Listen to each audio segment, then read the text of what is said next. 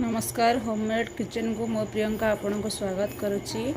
आज रेसिपी मदरंगा साग राई।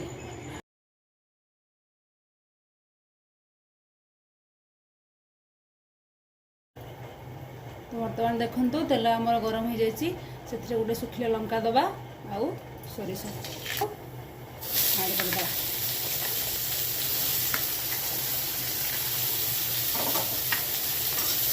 हल्का भजिया एक समय संतुलापी देखिए घोड़े दबा।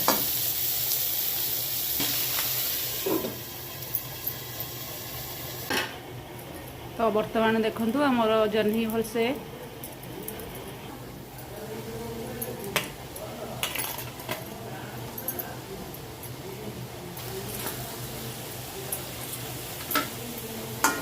आम घोड़े।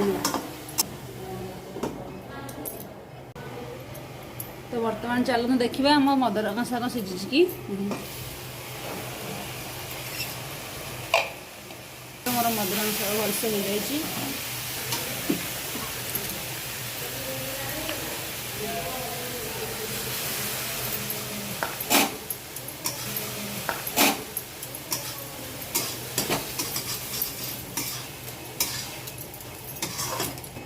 किस समय हल्का घोड़े नवा गैस फ्लेम को बंद करके गोटे पात्र को काढ़ी देखो। बर्तमान आमर प्रस्तुत हो गला मदरंगा साग राई।